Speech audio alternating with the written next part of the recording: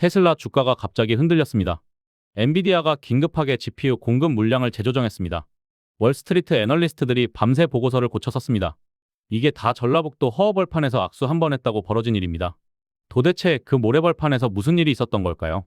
오늘 그 이야기 들어보시면 한국이 자랑스러워질 것입니다. 2026년 2월 27일 전라북도 군산 앞바다. 바람이 어찌나 세게 부는지 양복 입은 사람들 넥타이가 다 날아갈 뻔했습니다. 그 거센 바람 속에서 두 남자가 악수를 나눴습니다. 대한민국 대통령이랑 현대자동차 회장입니다. 그 악수 한 번에 전 세계 증시가 반응했습니다. 도대체 그 허허벌판에서 무슨 일이 있었던 걸까요? 9조 원입니다. 현대자동차가 새만금에 퍼붓겠다고 선언한 돈이 9조 원입니다. 숫자만 들으면 감이 안 오시죠? 쉽게 말씀드리겠습니다. 현대차 역사 120년 만에 단일 프로젝트 최대 규모입니다. 이게 얼마나 큰 결단인지 아시겠습니까? 근데 저는 오늘 9조 원 이야기를 하려는 게 아닙니다. 돈 이야기는 누구나 합니다. 저는 이게 왜 대한민국의 운명을 바꾸는 승부수인지, 왜 50년 전 우리 아버지 세대가 맨손으로 한강의 기적을 만든 것과 똑같은 일이 지금 새만금에서 벌어지려 하는지 그 이야기를 하려고 합니다. 끝까지 보십시오. 후회 안 하십니다. 먼저 여러분께 질문 하나 드리겠습니다. 1970년대 울산 바닷가를 아십니까? 아무것도 없었습니다. 갈매기 울음소리밖에 없는 허허벌판 백사장이었습니다. 그 모래밭에 정주영이라는 사람이 들어섰습니다. 배를 만들겠다고 했습니다. 근데 당시 대한민국은 배를 만들어 본 적이 단 한 번도 없었습니다. 기술도 없고 돈도 없고 경험도 없었습니다. 외국 은행가들한테 차관 빌리러 갔더니 콧방귀도 안 뀌었습니다. 그때 정주영이 주머니에서 500원짜리 지폐 한 장을 꺼냈습니다. 거북선이 그려진 지폐였습니다. 그리고 이렇게 말했습니다. 우리 조상은 400년 전에 이미 세계 최초 철갑선을 만들었소. 그 피가 우리한테 흐르고 있소. 그 말 한마디에 영국 은행가가 돈을 빌려줬습니다. 그리고 그 모래밭에 세계 최대 조선소가 세워졌습니다. 대한민국이 세계 1등 조선 강국이 됐습니다. 여러분, 지금 새만금에서 똑같은 일이 시작되고 있습니다. 손자 정의선이 할아버지가 서 있던 그 모래밭과 똑같은 갯벌 위에 섰습니다. 그런데 지금 현대차가 왜 서울을 버리고 전라북도 모래벌판을 택했는지 이게 핵심입니다. 이걸 모르면 이 프로젝트의 절반밖에 이해 못합니다. 현대차 본사 임원들이 매일 아침 회의실에서 마주한 현실이 있습니다. 아리백 때문입니다. 처음 들어보시는 분 많으실 겁니다. 한다는 국제협약입니다. 애플, BMW, 폭스바겐이 가입했습니다. 현대차한테 부품 납품받으면서 이렇게 요구합니다. 숨통이 조여드는 느낌이었다고 합니다. 왜냐? 그런데 이 회사들이 너네도 아리백 맞춰. 못 맞추면 거래 끊어. 이게 현실입니다. 유럽이 이 기준으로 수입 장벽을 치고 있습니다. 현대차가 아리백을 못 맞추면 유럽 시장에서 퇴출됩니다. 수출길이 막힙니다. 그러면 한국에서 재생에너지 쓰면 되잖아요. 이렇게 생각하시는 분 계십니까? 안 됩니다. 현재 대한민국 재생에너지 비중이 10%입니다. 세계 평균이 30%인데 우리는 3분의 1 수준입니다. 태양광 패널 깔 땅이 없습니다. 해상 풍력 세울 바다는 규제에 꽁꽁 묶여 있습니다.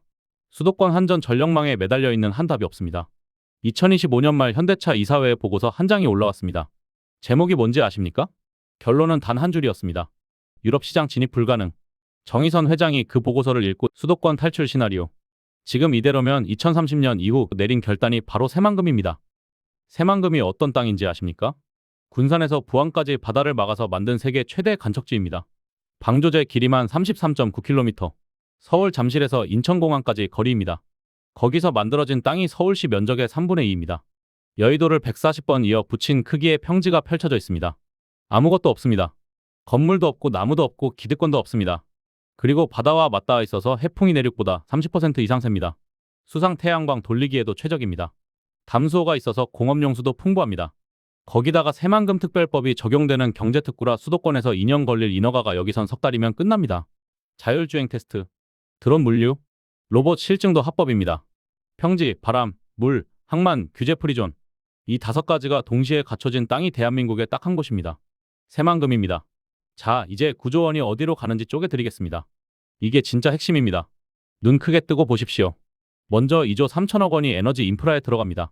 태양광 발전소 짓고 그린수소 플랜트 세웁니다. 근데 이게 단순한 친환경 사업이 아닙니다. 한전에서 독립하겠다는 선언입니다. 직접 전기 만들어서 직접 씁니다. 아리백 인증 문제 한 방에 해결입니다. 유럽이 수입 장벽 쳐봐야 소용없습니다. 우리가 기준을 맞춰버리니까요. 이건 에너지 독립입니다.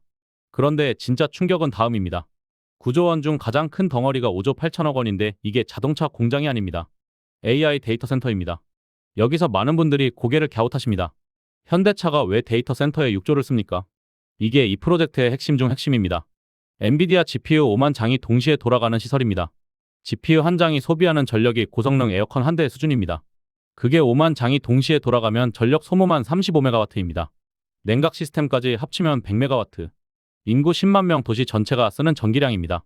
수도권에서는 이 전력 확보하는 데만 수년이 걸립니다. 새만금 자체에 발전소가 있어야 이게 가능합니다. 또 퍼즐이 맞춰집니다. 그럼 이 괴물 데이터 센터로 뭘 합니까? 피지컬 AI를 만듭니다. 피지컬 AI 처음 들어보신 분 많으시죠? 자동차, 로봇, 드론처럼 실제 세상에서 몸으로 움직이는 기계를 제어하는 인공지능입니다. 자율주행차가 빗길 교차로에서 0.1초 만에 판단 내리는 것. 로봇이 울퉁불퉁한 바닥에서 넘어지지 않고 짐을 나르는 것. 이게 다 피지컬 AI입니다. 그리고 현대차는 이미 세계 최고 로봇 회사를 손에 쥐고 있습니다. 보스턴 다이내믹스입니다. 2021년에 인수했습니다. 이 회사가 만든 로봇 아틀라스가 공중제비 돌고 50kg 짐 드는 영상 보셨습니까? 전 세계가 경악했습니다. MIT에서 1992년에 시작해서 30년 넘게 로봇 하나만 팠습니다. 그 30년의 기술이 지금 현대차 손 안에 있습니다. 그 로봇을 새만금 데이터 센터에서 GPU 5만 장으로 수백만 번 시뮬레이션 돌려서 더 똑똑하게 만들겠다는 겁니다. 여기서 잠깐 경쟁자 이야기를 안 할 수가 없습니다. 일론 머스크 아시죠? 테슬라 로봇 옵티머스.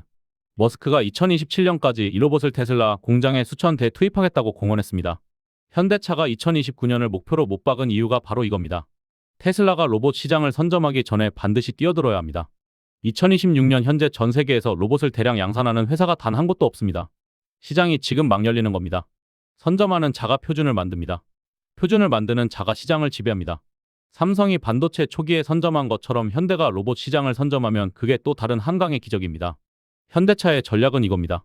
보스턴 다이내믹스의 30년 하드웨어 기술, 새만금 데이터 센터의 AI 두뇌, 그리고 자동차 대량 생산 노하우. 이 세 가지를 합쳐서 연간 3만 대 로봇을 찍어내겠다는 겁니다. 테슬라는 하드웨어가 약합니다. 현대는 하드웨어가 강합니다. AI에서 테슬라를 따라잡으면 게임 끝입니다. 물론 장밋빛만 있는 것 아닙니다.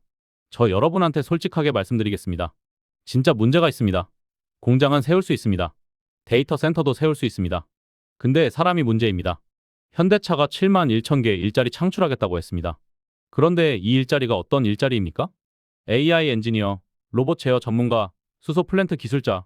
대한민국에서 이런 사람들이 다 어디 있습니까? 서울 강남 판교에 있습니다. 이 사람들을 전북 군산 모래벌판으로 불러오는 게 말처럼 쉽지 않습니다. 2010년대에 혁신도시 만들겠다고 전국의 공공기관 지방 이전했습니다. 기억하십니까? 결과가 어떻게 됐습니까? 직원들 주중에 내려가 있다가 금요일 저녁이면 다 서울로 올라왔습니다. 새만금이 그 전철을 밟으면 안 됩니다. 그래서 정부와 현대차가 준비하는 게 있습니다. 실리콘밸리식 STEM 국제학교를 새만금 안에 유치합니다. 제주 영어교육도시처럼 수도권 학부모들이 자녀 교육 때문에라도 내려오게 만드는 겁니다. 첨단 의료 클러스터를 만들어서 서울 대형 병원과 실시간 협진 체계를 구축합니다. 걸어서 10분 안에 카페에 서점, 공연장, 체육관이 다 있는 복합 신도시를 짓습니다. 2029년에는 새만금 국제공항이 열립니다. 인천공항 거치지 않고 미국, 일본, 동남아 직항입니다. KTX 연장되면 서울까지 1시간 반입니다. 거기다 현대차가 새만금 근무자한테 파격적인 주거 보조금 주고 스톡옵션 줍니다. 실리콘밸리 스타트업이 인재 모으던 방식 그대로입니다. 이 모든 게 맞아 떨어져야 합니다. 학교, 병원, 집, 공항 보상. 하나라도 삐끗하면 새만금은 유령도시가 됩니다. 여러분, 마지막으로 제가 드리고 싶은 말씀이 있습니다. 우리 40대, 50대 세대 기억하십니까? 어릴 때 우리나라 살기 어려웠습니다. 먹고 살기 빠듯했습니다. 근데 우리 아버지 세대가 이를 악물고 울산 모래밭에 조선소 세우고 경부고속도로 뚫고 반도체 공장 지었습니다. 그 덕분에 우리가 지금 이렇게 살고 있습니다. 지금 대한민국은 또 다른 갈림길에 서 있습니다. 출산율 0.7명대입니다. 세계에서 가장 빠르게 늙어가는 나라입니다. 일할 사람이 없어집니다. 이 위기를 돌파하는 방법이 바로 로봇입니다. 사람 대신 로봇이 일하고 AI가 공장을 운영하는 나라. 그 나라를 만드는 첫 번째 사비 새만금에 꽂히려 하고 있습니다. 정주영의 500원짜리 지폐가 한국을 조선 강국으로 만들었다면 정의선의 9조원짜리 승부수는 한국을 로봇 강국으로 만들 수 있습니다.